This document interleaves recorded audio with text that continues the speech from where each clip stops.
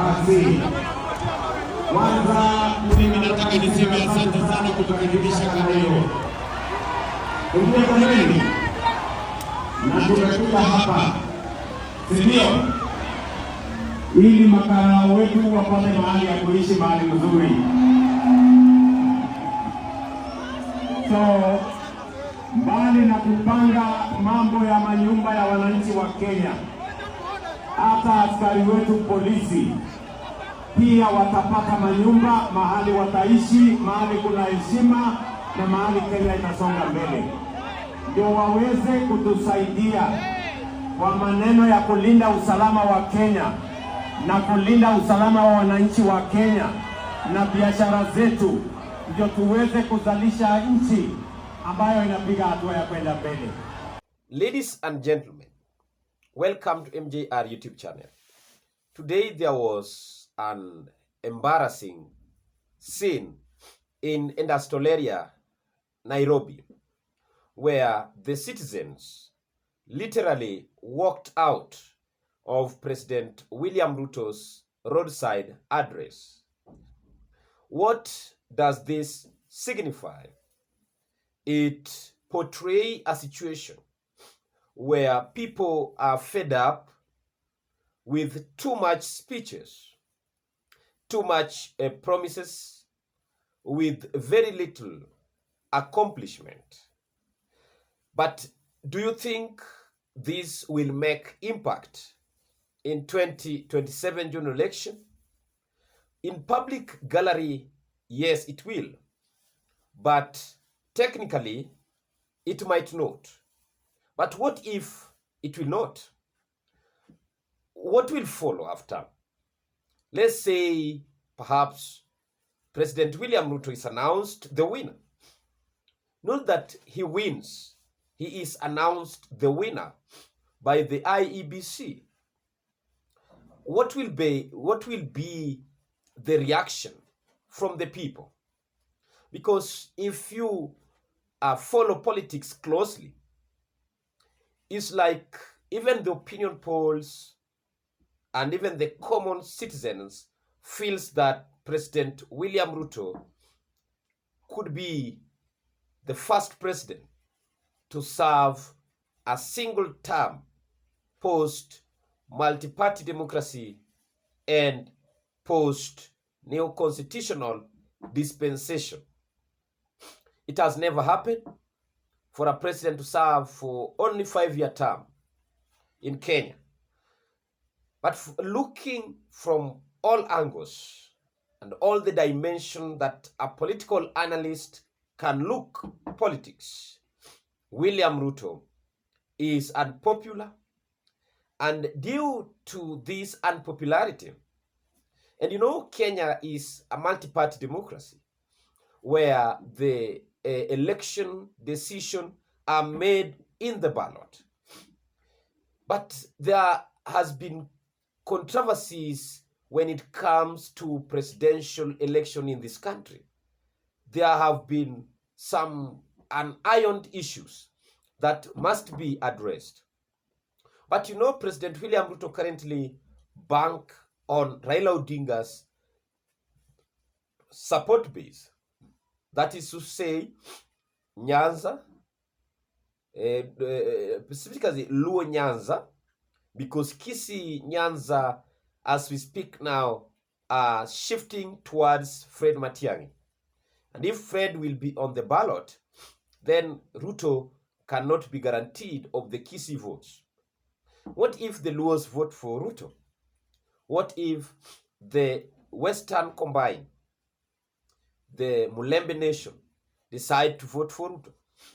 And perhaps half of Nairobi? Then what about the coastal provinces or coastal counties vote for him? Will he make it? Because anywhere he goes, there is this spirit of rejection. President is rejected all over. At least in every address, every public gathering, there are always segments of that crowd which always chant one term or Ruto must go. Ruto will also enter into the Guinness Books of Record as one of the most unpopular presidents, a man who is rejected in every place he goes. But why?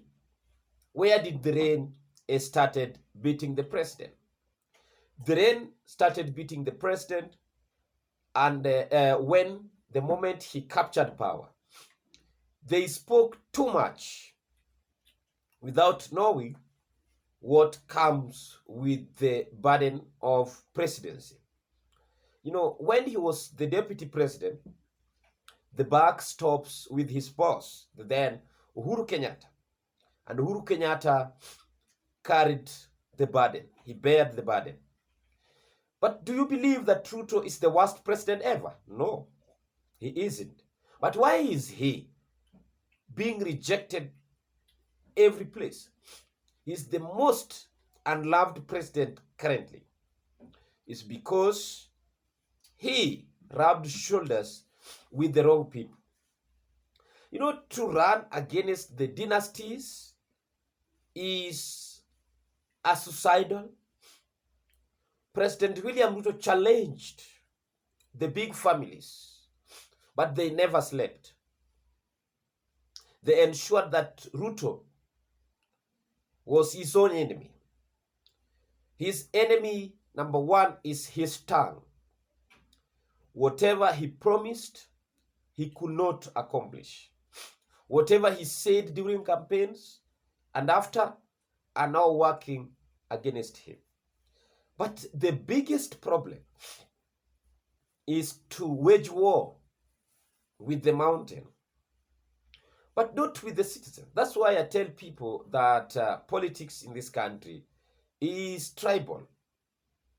When Gachagua was still in the cabinet, Ruto was a good president. Even when the maize of flour were very high, fuel prices were very high, President William Ruto was a good president. But the moment Gachagua walked out, followed with Muturi, then the ODM leader joined the government, then definitely William Ruto turned into a devil. So it is something that can be both spiritual and man-made also. Politics is manufactured. Politics is all about perception. Politics is all about a slogan, a narrative, a theory that you create and you make it sink into the people's head. You repeat it again and again, then it becomes reality. You know, even when a lie is repeated many times, it becomes the truth. So the truth is, whether the president is unpopular, whether the president will only serve for one term, depends on how often we spread the narrative. But people can be surprised in the ballot. That's why I want to debunk on that issue of one term. Because you never know. There is no single president who has been popular when he is on that seat. If I am lying, go to the history. And if you don't believe in history, then we can predict the future. Let another president come, either Matiang'i, Kalonzo, whoever will be chosen by the people of Kenya and announced by the IEBC, that person will face the same problem. William Ruto is a victim of a strong opposition. William Ruto is a victim of technology. When social media is properly used and is consumed in Kenya at the rate at which it is, then I tell you it is so hard to rule a country such as Kenya, which is still developing, and the access of social media has made it very difficult for the president to control it. Once the people have embarked on social media as a tool of communication and spreading information, more so when these gadgets are in the hands of young generation, and when this generation are controlling the platform, the technology, it is very, very difficult to challenge them. So the next election will not be won either through campaigns or political rallies, but rather people will mostly use the social media as a tool of communication.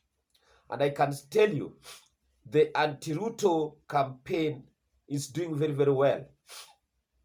They are spreading information like a bushfire to ensure that president is decampaigned as quickly as possible. So, ladies and gentlemen, thank you for your time, and may God bless you.